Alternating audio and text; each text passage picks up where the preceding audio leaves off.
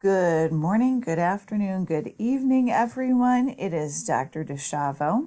I hope you're all doing well. We are quickly moving into week 5. So week 5 of this summer semester is June 19th through the 26th. I started including the dates just to create a little clarification for myself as well. Keep in mind, I was like giving a heads up a week or so in advance. Exam 2 is coming up in week 6. I have a little information in here about that.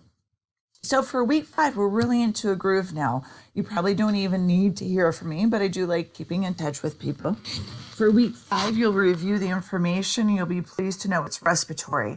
So we're really moving into systems that you will feel a little more familiar with, you have a little background with, and it makes it easier to learn the material. So please review the material. There's only one case study this week.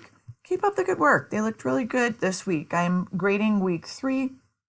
I'm always a week behind because I let you guys submit things so it's all done. And so far, so good. They look pretty good. Exam 2, as I said, is coming up in week 6. For this summer semester, it will open June 30th at 7 a.m. and it will close July 3rd at 11:59 p.m. Please remember to enter through RP now, okay? Same thing as the first one, do the same process and you should be good to go. I attached the study guide that is also in your course. I attached it to this email. You'll see it, there it is right there. And also, as for your syllabus, the topics for this exam are cancer, cardiovascular / lymphatic. There's not a lot with lymphatic. There's only a page or two. Respiratory and autoimmune diseases. So you will have to work ahead to autoimmune diseases for week 6 if you want to start working on that now. Go for it. So looking at module 5, here's the general overview. You need to know the generalities of the anatomy and the physiology, and then also diseases of those structures. And of course, like I said, this is a little bit of bread and butter stuff. I'm sure many of you have seen people with COPD. And with that COPD, we have chronic bronchitis, we have emphysema, which damage the lungs in different ways. Respiratory infections, I'm sure you guys deal with that every day.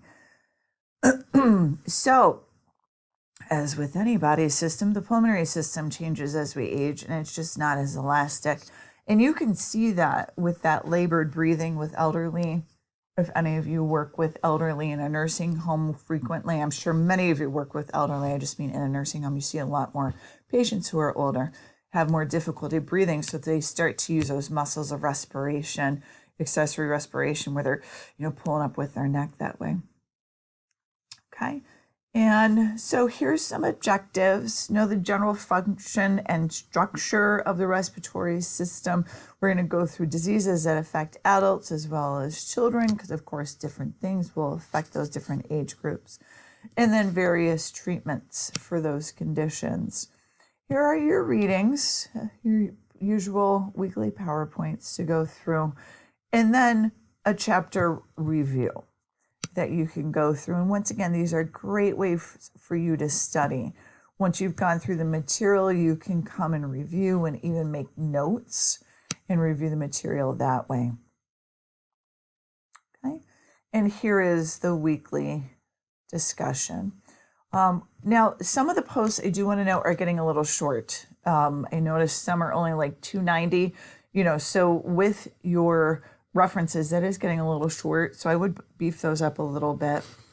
And remember your APA format and having 2 references. And like I said, everybody who's really caught on and is doing very, very well with that.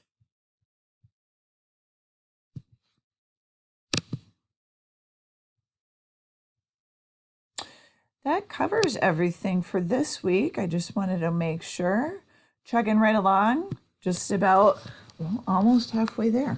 So as always, if you have any questions about anything, feel free to reach out. I hope you're all doing well and have a great week. Take care.